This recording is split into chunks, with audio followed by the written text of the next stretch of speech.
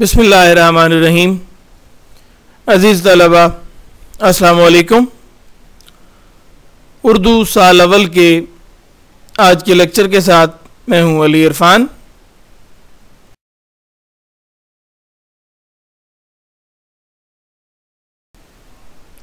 आज के लेक्चर में हम जो टॉपिक डिस्कस करने जा रहे हैं वो है अदबी इस्तिलाहात।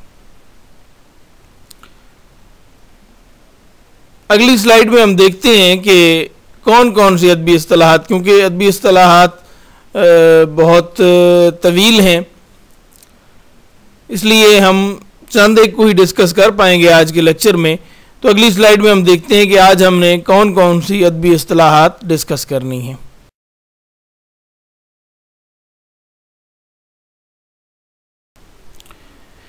जी, आपके सामने स्क्रीन पर आज के लेक्चर में हमने जो अदबी इस्तिलाहात डिस्कस करनी है उनकी फहरिस्त आ चुकी है।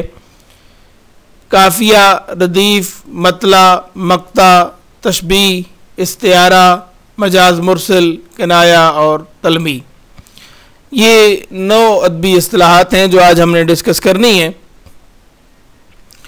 इनमें से अक्सर या तकरीबन तमाम अदबी इस्तिलाहात जो हैं वो पहले ही आप उम्मीद है पढ़ चुके होंगे। पिछली क्लासेस में 9th 10th में आपने ये अदबी इस्तिलाहात पढ़ी होंगी। अपने तौर पे भी कई एक स्टूडेंट्स होते हैं जो इन अदबी इस्तिलाहात के बारे में पढ़ चुके होते हैं या जानते हैं, लेकिन चूँकि फर्स्ट ईयर के सिलेबस का भी ये हिस्सा है तो एक मरतबा इनको रिवाइज़ करना या एक मरतबा आपके सामने डिस्कस करना आपके साथ इन अदबी इस्तिलाहात का ज़रूरी होता है, क्योंकि सिलेबस का हिस्सा है। चाहे आपने पिछली क्लासेस में पढ़ी भी हैं, लेकिन जिस सिलेबस का हिस्सा है तो इन्हें एक मरतबा डिस्कस करना ज़रूरी होता है। बड़ी आसान सी आज के लेक्चर की हमारी जो अदबी इस्तिलाहात जो हमने डिस्कस करनी है वो बड़ी आसान सी हैं, बड़ी सहूलत के साथ और बड़ी आसानी के साथ हम ये पढ़ेंगे। इसमें कोई आपको मुश्किल, चूँकि अक्सरियत आपकी जो है वो इनको पहले से जानती होगी, लेकिन मैं सिर्फ आपके सामने रिवाइज़ कर दूंगा ये अदबी इस्तिलाहात।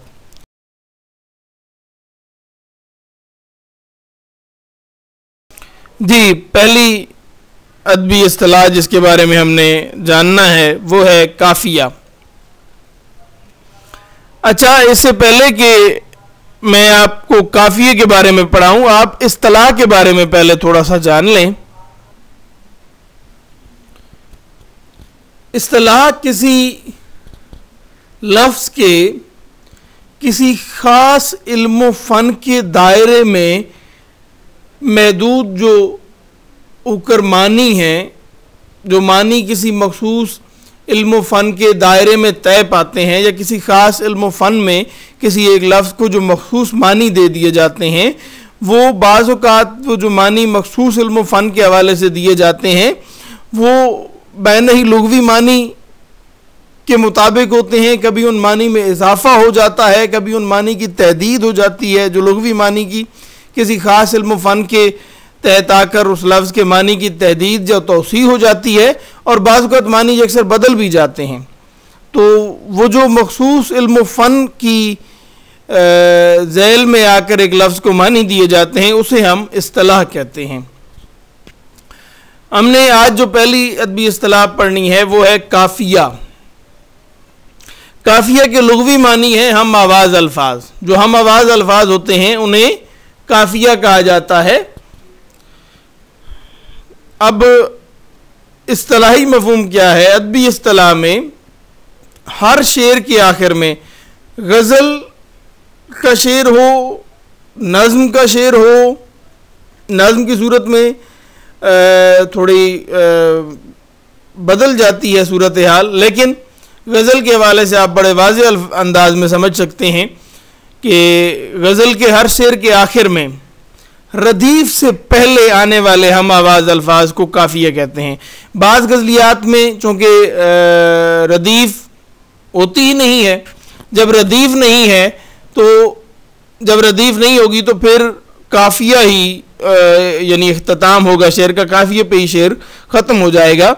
हम आवाज़ अल्फाज बुनियादी तौर पर जो शेर के आखिर में आते हैं उन्हें काफिया कहते हैं। और मिसाल आपके सामने जी मैंने ये आतिश की गज़ल से पेश की है। ये आरज़ू थी तुझे गुल के रूबरू करते, हम और बुलबुल बेताब गुफ्तगू करते, न पूछ आलम में बरगश्ता तालई आतिश, बरसती आग जो 12 की आरज़ू करते। तो अब इसमें रूबरू, गुफ्तगू और आरज़ू ये हम आवाज़ अल्फाज हैं। चूँकि पहला शेर मतला है और मतले में दोनों मिसरे हम काफ़िया हम रदीफ़ होते हैं, इसलिए इसमें काफ़िए का इस्तेमाल 2 मरतबा है पहले शेर में, और दूसरा शेर मक्ता है, आखिरी शेर है। और इसमें आखिर में आप शेर में देखें कि वही रूबरू और गुफ्तगू का हम आवाज़ लफ्ज़ आरज़ू आया है। करते इस गज़ल की रदीफ़ है, रदीफ़ से पहले ये हम आवाज़ अल्फाज आए हैं, इसलिए ये काफ़िया की मिसाल हैं। ये तीनों अल्फाज जो हैं ये काफ़िए हैं इस गज़ल के। अगली स्लाइड की जानिब बढ़ते हैं।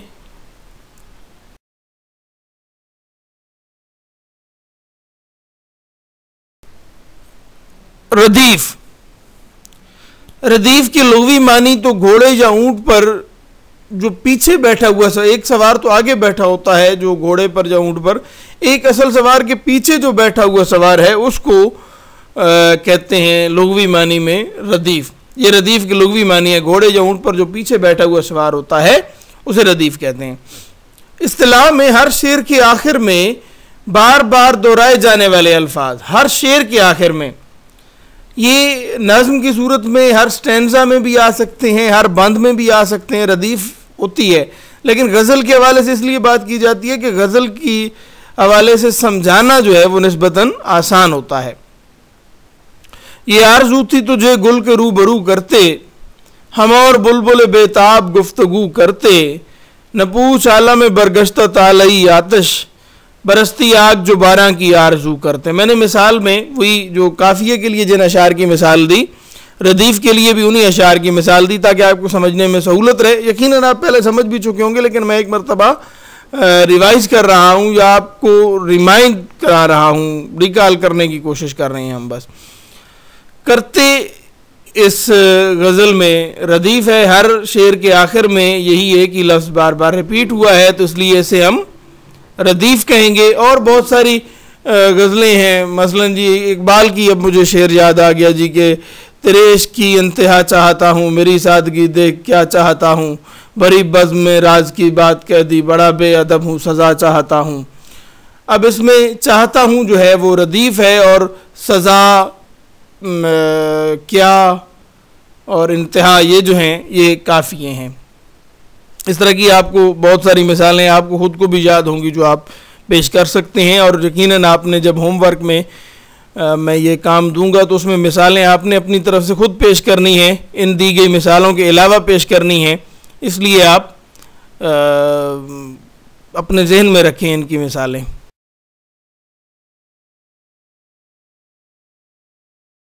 मतला, लुग़वी मानी मतला के तलू होने की जगह। लुग़वी मानी मैंने यहाँ पे नहीं लिखी स्लाइड में, वैसे मतला के लुग़वी मानी है तलू होने की जगह। तो गज़ल का आगाज़ चूँकि है वो पहले शेर से, ज़ाहिर है पहले शेर से ही आगाज़ होना है, यानी वो तलू होने का मकाम होता है गज़ल के आगाज़ का जो नुक्ता है। तो गज़ल के पहले शेर को मतला कहते हैं। और दूसरी शर्त इसमें ये है कि इसके दोनों मिसरे हम काफ़ी और हम रदीफ़ हों। गज़ल का वो पहला शेर जिसके दोनों मिसरे हम काफ़ी और हम रदीफ़ हों उसे मतला कहेंगे। अगर गज़ल का पहला शेर हो और उसके दोनों मिसरे हम काफ़ी और हम रदीफ़ नहीं हैं तो उसे मतला नहीं कहेंगे। और अगर दोनों मिसरे हम काफ़ी और हम रदीफ़ हैं लेकिन वो गज़ल का पहला शेर नहीं है तो उसे आप मतला नहीं कहेंगे। मतला सानी, मतला सालिस, उसने मतला वो बाद की बहस है, वो और हो सकते हैं। लेकिन मतला अगर गज़ल का पहला शेर है और दोनों मिसरे हम काफ़ी हम रदीफ़ हैं तो तब वो मतला करार पाएगा। आपके सामने मिसालें मैंने 2 गज़लों में से पेश कर दी हैं। ये आरज़ू थी तुझे गुल के रूबरू करते, हम और बुलबुल बेताब गुफ्तगू करते। आतिश की गज़ल का ये पहला शेर है और इसके दोनों मिसरे हम काफ़ी हम रदीफ़ हैं, इसलिए ये मतला है। मीर का एक मतला आपके सामने है, फ़कीराना आए सदा कर चले, मियाँ खुश रहो हम दुआ कर चले। तो इसके दोनों मिसरे हम काफ़ी आम रदीफ भी हैं और ये गज़ल का पहला शेर भी है, इसलिए इसे भी आप मतला कहेंगे।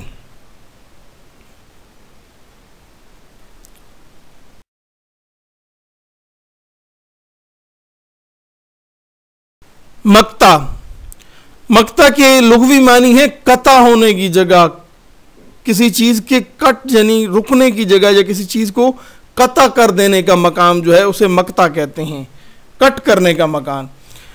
तो गज़ल का आखिरी शेर जो है उसे मक्ता कहते हैं, लेकिन गज़ल के आखिरी शेर के साथ एक दूसरी शर्त भी है कि वो गज़ल का आखिरी शेर जिसमें शायर अपना तखल्लुस इस्तेमाल करे। यानी जिस तरह मतला के लिए दो शराइत हैं कि गज़ल का पहला शेर हो और दोनों मिसरे हम काफ़ी हम रदीफ हों तो मतला होगा, उसी तरह से मक्ता के लिए भी दो शराइत हैं कि गज़ल का आखिरी शेर हो और उसमें शायर का तखल्लुस भी इस्तेमाल किया गया हो। अगर गज़ल का आखिरी शेर हो और उसमें शायर का तखल्लुस इस्तेमाल नहीं हुआ तो उसे मक्ता नहीं कहेंगे बल्कि उसे गज़ल का आखिरी शेर कहेंगे। और अगर शायर का तखल्लुस इस्तेमाल हुआ है लेकिन वो गज़ल का आखिरी शेर नहीं है तो उसे भी मक्ता नहीं कहेंगे, क्योंकि बाद शुअरा ने तो मक्ता से पहले भी, मीर ने तो मतले में भी मीर दरिया है सुने शेर ज़बानी उसकी, अल्लाह अल्लाह रे तबीयत की रवानी उसकी। अब जो मतला है पहला शेर है गज़ल का और उसमें दोनों मिसरे हम काफ़ी हम रदीफ है, मतला है, लेकिन मतला में भी मीर ने इस्तेमाल कर दिया। या एक और, लेकिन वो खैर इकबाल साजिद का शेर है। वैसे चलो मुझे याद आ गया, वो मतला की मिसाल है, फ़िराक़ व फैज़ व नदीम व फ़राज़ कुछ भी नहीं, हमारे अहद में इनका जवाज़ कुछ भी नहीं। तो मक्ता जो है वो गज़ल का आखिरी शेर होगा और उसमें शायर ने अपना तखल्लुस इस्तेमाल किया होगा। इन दो शराइत को अगर कोई क्वालिफाई करता है शेर तो वो उसे आप मक्ता करार देंगे। दो मिसालें आपके सामने, न पूछ आलम बरगश्ता तालई आतिश, बरसती आग जो 12 की आरज़ू करते, और कहें क्या जो पूछे कोई हमसे मीर, जहाँ में तुम आए थे क्या कर चले। ये दोनों अशार एक आतिश की गज़ल का है, एक मीर की गज़ल का है, और ये दोनों अशार जो हैं उन गज़लों के आखिरी अशार हैं और इनमें शुअरा ने अपने तखल्लुस भी इस्तेमाल किए हैं, इसलिए ये मक्ता की मिसालें हैं।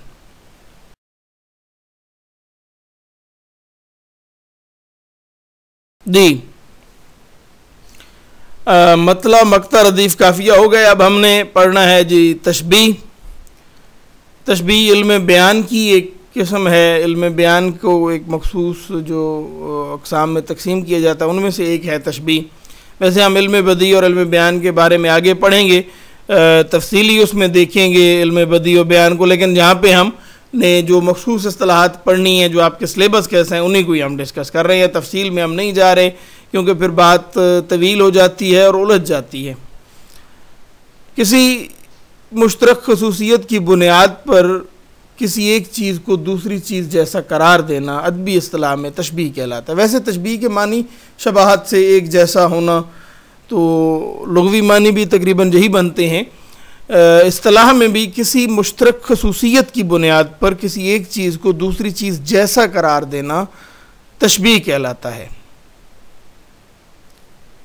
अरकान तशबीह 5 हैं, मुशब्बा, मुशब्बा बे, हर्फ़ तशबीह, वजह शुबा और गरज़ तशबीह। मुशब्बा जिस चीज़ को तशबीह दी जा रही है, मुशब्बा जिस चीज़ को तशबीह दी जा रही है, मुशब्बा बे जिस चीज़ से तशबीह दी जा रही है। मैं आपको एक सादा सी मिसाल से समझा दूं कि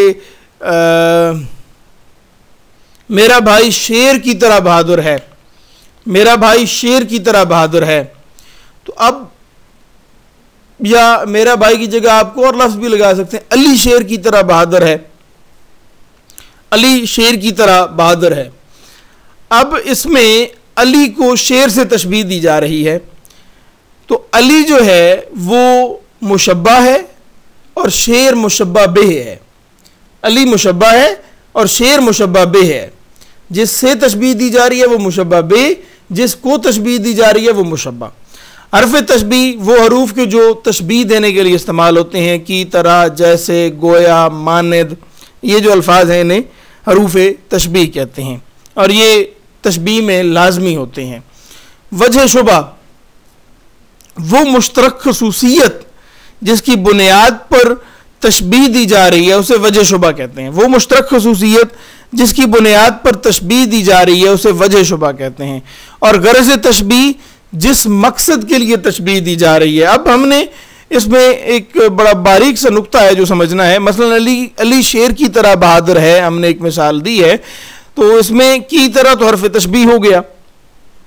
अब वजह शुबा इसमें बहादुरी है। अली और शेर के दरमियान जो मुश्तरक खसूसियत है जिसकी बुनियाद पर तशबीह दी जा रही है वो बहादुरी है, तो वजह शुबा जो है वो बहादुरी है। और गरज तशबीह क्या है? गरज तशबीह, तशबीह देने का मकसद कि तशबीह दी क्यों जा रही है, तो तशबीह देने का मकसद जो है वो अली की बहादुरी को नुमायां करना है। क्योंकि जो तशबीह दी जाती है उसमें मुशब्बा बे में वो खसूसियत निस्बतन ज़्यादा पाई जाती है निस्बतन मुशब्बा के। मुशब्बा से मुशब्बा बे में वो खसूसियत ज़्यादा पाई जाती है, इसीलिए मुशब्बा को मुशब्बा बे से तशबीह देकर मुशब्बा की वो खसूसियत नुमायां की जाती है। यानी अली की खसूसियत अब शेर से तशबीह देकर जो बहादुरी की खसूसियत है वो नुमायां की जा रही है कि अली शेर की तरह बहादुर है, यानी अली की बहादुरी को नुमायां किया जा रहा है, और यही गरज़ तशबीह है। जी, इस सादा सी मिसाल के ज़रिए मेरे ख्याल में आपने बड़ी आसानी से समझ लिया होगा। वैसे एक और नुक्ता भी बता दूं कि मुशब्बा और मुशब्बा बे को इकट्ठे एक लफ्ज़ या एक टर्म के ज़रिए भी ज़ाहिर करते हैं, तरफ़ैन तशबीह कहते हैं। मुशब्बा और मुशब्बा बे को तरफ़ैन तशबीह भी कहते हैं। शेरी मिसाल आपके सामने है। नाजुकी उसके लब की क्या कहिए, पंखड़ी एक गुलाब की सी है। नाजुकी उसके लब की क्या कहिए, पंखड़ी एक गुलाब की सी है। शेर की तशरीह या वजाहत की ज़रूरत नहीं, आपको समझ है इसकी। इस शेर में भी अब मैं बता दूं, मुशब्बा जो है वो ज़ाहिर है महबूब का लब, महबूब के होंठ, उसकी लब यानी महबूब के लब, और मुशब्बा बे गुलाब की पंखड़ी। हरफ तशबीह की सी है, यानी की तरह है, की जैसी है, ये की सी जो है ये हरफ तशबीह है। वजह शुबा यानी इनके दरमियान जो मुश्तरक खसूसियत है वो वजह शुबा होगी, और वो है नाजुकी। और गरज तशबीह महबूब के होंठों की नाजुकी को नुमायां करना या महबूब के होंठों का हुस्न जाहिर करना। अगली स्लाइड की जानिब बढ़ते हैं।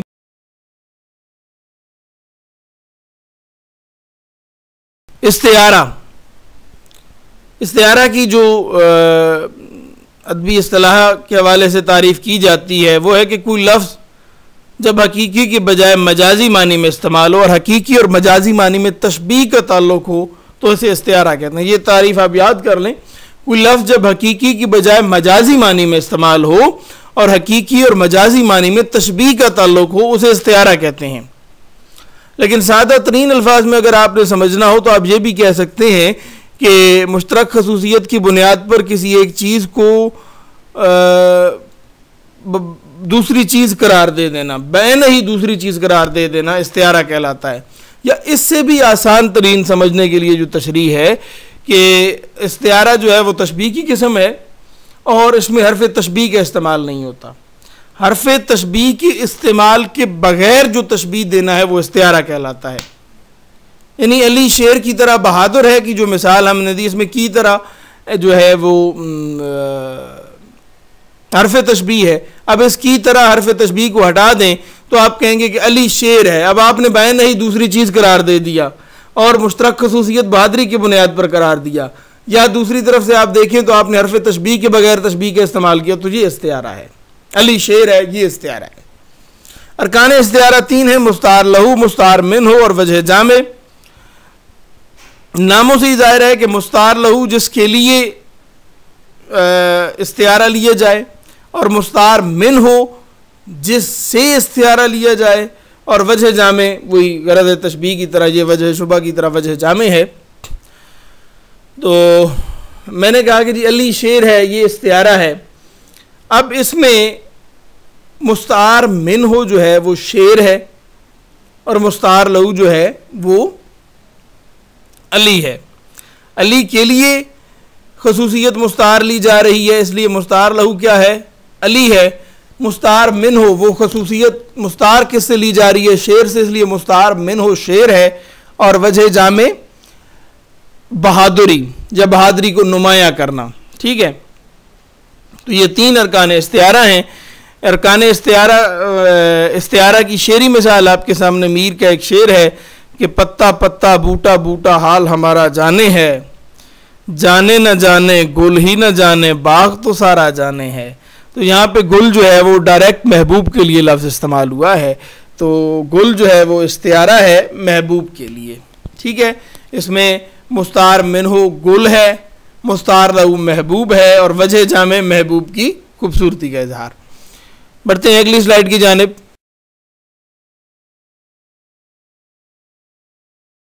मजाज मुरसिल। अब मजाज मुरसिल की तारीफ जो है वो हम इस्तिआरा की तारीफ जो हमने की थी उसके मुताबिकत से समझेंगे। इस्तिआरा की हमने तारीफ की थी कि किसी लफ्ज़ को हकीकी के बजाय मजाजी मानों में इस तरह इस्तेमाल करना कि हकीकी और मजाजी मानी में तशबीह का ताल्लुक हो तो उसे इस्तिआरा कहते हैं।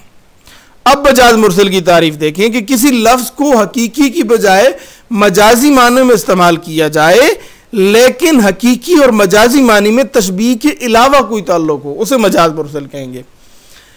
यानी इस्तिआरा में हकीकी और मजाजी मानी में तशबीह का ताल्लुक होगा, जबकि मजाज मुरसिल में लफ्ज़ के हकीकी और मजाजी मानी में ताल्लुक होगा लेकिन वो ताल्लुक तशबीह का नहीं होगा, तशबीह के अलावा कोई ताल्लुक होगा। तशबीह के अलावा जो ताल्लुक है उसे आप हकीकी और मजाजी मानी में तशबीह के अलावा जब ताल्लुक होगा तो उसे आप मजाज मुरसिल कहेंगे। मजाज मुरसिल की कई एक मिसालें हैं। मसलन आप जी सबब कहकर मुसब्बब मुराद लेते हैं, ज़र्फ़ कहकर मज़रूफ़ मुराद लेते हैं। मुझे एक गिलास पिला दो। अब आपने गिलास तो नहीं पीना, गिलास में जो लिक्विड होगा आपने वो पीना है। अच्छा, इसी तरह से और कौन सी मिसालें आपके सामने पेश की जा सकती हैं। ज़र्फ़ बोलकर मज़रूफ़ मुराद लिया जाता है, इसकी एक मिसाल मैंने आपको बयान कर दी। अच्छा, सबब कहकर मुसब्बब मुराद लिया जाता है, जुज़्व कहकर कुल मुराद लिया जाता है, कुल कहकर जुज़्व मुराद लिया जाता है। तो ये बहुत सारे ताल्लुक़ हैं हकीकी और मजाजी मानी के दरमियान जो तशबीह के अलावा है, और यही मजाज मुरसिल की अक़साम है। हम तफसील में ज़्यादा नहीं जाते क्योंकि आपको सिर्फ की पॉइंट समझाना है। तो एक मिसाल शेरी भी आपके सामने है। और बाज़ार से ले आए अगर टूट गया, सागर जम से मेरा जाम सिफ़ाल अच्छा है। गालिब का शेर है कि और बाज़ार से ले आए अगर टूट गया, सागर जम से मेरा जाम सिफ़ाल अच्छा है। जाम सिफ़ाल यानी मिट्टी का जाम। तो गालिब जी कह रहे हैं, सादा अल्फाज में बात अगर करें कि गालिब कह रहे हैं कि जी जाम जमशेद से या जाम जम से सागर जम से मेरा मिट्टी का जो जाम है वो ज़्यादा बेहतर है, क्योंकि ये अगर टूट जाए तो हम बाज़ार से नया ख़रीद लाते हैं। अब यहाँ पे बाज़ार का जो इस्तेमाल है, ये बाज़ार मजाज मुरसिल है। क्यों? क्योंकि आप जब कोई चीज़ ख़रीदने जाते हैं, यानी आप प्याला या जाम ख़रीदने के लिए जाएंगे तो आप दुकान से ख़रीदेंगे, ना कि पूरे बाज़ार से ख़रीदेंगे। तो आप कुल कहकर जुज़्व मुराद ले रहे हैं। बाज़ार कुल है और उसका जुज़्व है एक दुकान जिसमें से आपने वो प्याला या जाम ख़रीदना है। तो इसलिए ये बाज़ार जो है ये मजाज मुरसिल है, यानी आपने कुल कहकर जुज़्व मुराद लिया। ठीक है। इसी तरह से एक और शेर है उसका जी के उम्र दराज मांग के लाए थे 4 दिन। अब आपने यहाँ पे जुज़्व कहकर कुल मुराद लिया है। 2 आरज़ू में कट गए 2 इंतज़ार में। तो ये चंद एक मिसालें हैं मजाज मुरसिल की। अगली स्लाइड की जाने बढ़ते हैं ताकि हमारा टाइम भी ओवर ना हो जाए आज।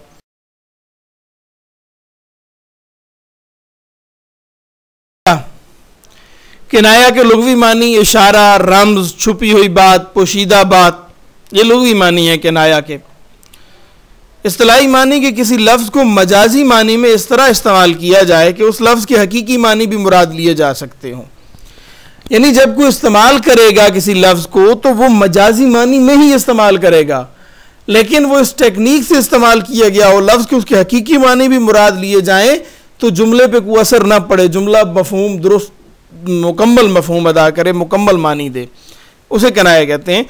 मजाजी मानी में किसी लफ्ज़ को इस्तेमाल करना है, लेकिन इस तरह से मजाजी मानी में इस्तेमाल हो कि अगर उस लफ्ज़ के हकीकी मानी भी मुराद ले लिए जाएं तो जुमला मुकम्मल मफ़हूम अदा करे, यानी उसके हकीकी मानी भी मुराद लिए जा सकते हो। लेकिन पढ़ने वाले लिखने वाले का मकसद जो है वो मजाजी मानी ही मुराद लेना हो, लेकिन अगर कोई उनके हकीकी मानी मुराद ले तो भी जुमला मफहूम मुकम्मल अदा करे। मिसाल आपके सामने है, अहमद ख़ानदानी आदमी है।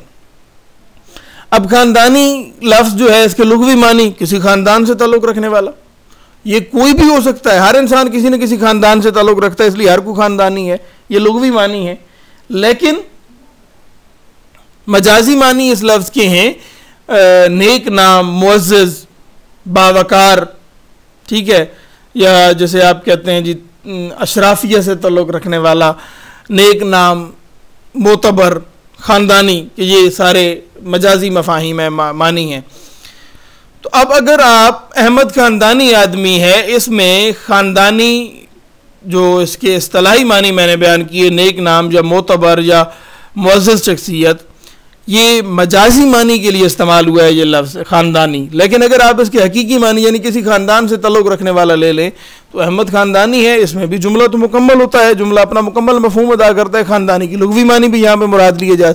इसी तरह से एक लफ्ज़ हम इस्तेमाल करते हैं सफ़ेद पोश, अली अपने इलाके का सफ़ेद पोश है या अली सफ़ेद पोश है।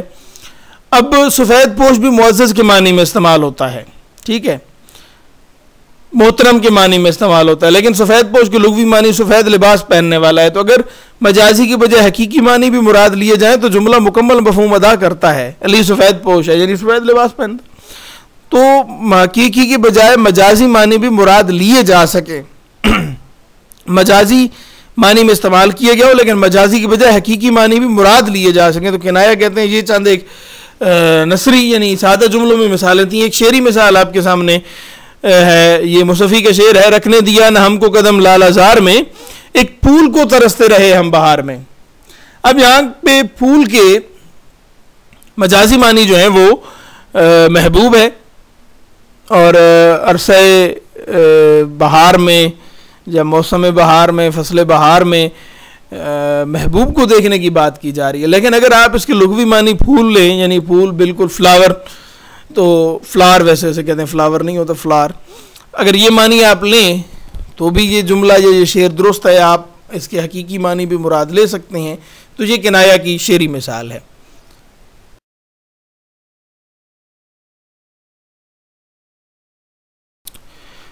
जी आज के लेक्चर की हमारी आखिरी इस्तिलाह है तलमीह।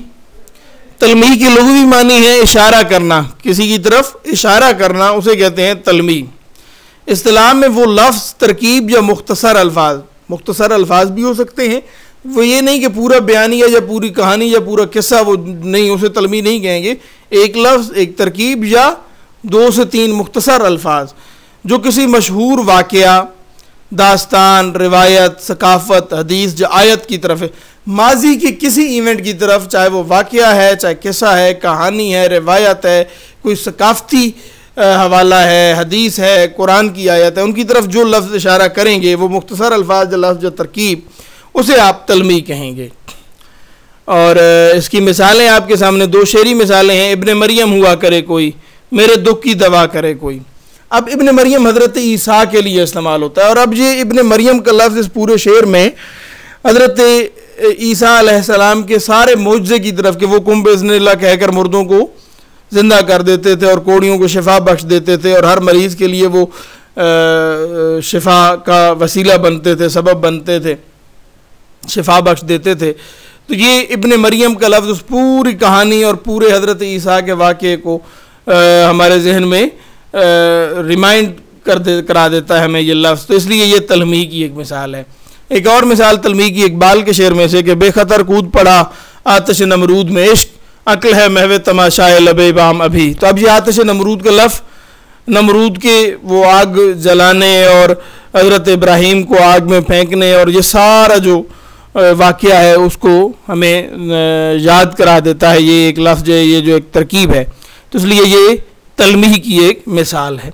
इस तरह से आपको बेपनाह तलमीयात अशार में मिल जाएंगी। बढ़ते हैं आखिरी स्लाइड की जानिब जो होमवर्क की स्लाइड है।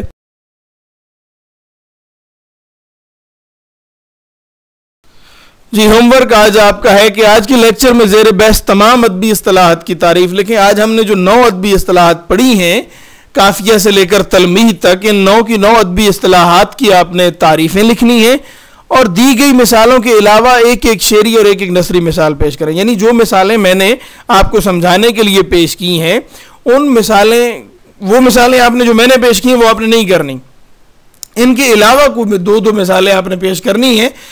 और वो दो मिसालें किस तरह से कि एक मिसाल शेरी हो और एक मिसाल नसरी हो। नसरी से मुराद यानी जुमले में, जिस तरह से मैंने आपको तशबीह समझाती हुई कहा कि जी अली शेर की तरह बहादुर है, तो आप इसकी जगह कोई और मिसाल भी कि जी मेरा बेटा चांद की तरह खूबसूरत है, इस जैसी कोई और मिसाल एक उसको नसरी मिसाल कहेंगे। और एक शेरी मिसाल भी, नाजुकी उसके लब की क्या कि ये पंखड़ी एक गुलाब की सी है। इसी गज़ल में बहुत सारी तशबीहात इस्तेमाल हुई हैं, मीर और नीम बाज आँखों में सारी मस्ती शराब की सी है। तो ये मिसालें आपने जो मैंने मिसालें पेश की वो नहीं पेश करनी, उनके अलावा एक एक नसरी और एक एक शेरी मिसाल आपने पेश करनी है। इसके साथ ही हमारा आज का लेक्चर इख्तिताम पजीर होता है। आपके लिए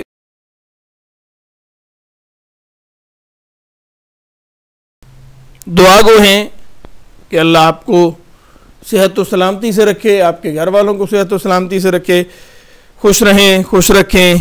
अल्लाह हाफिज़।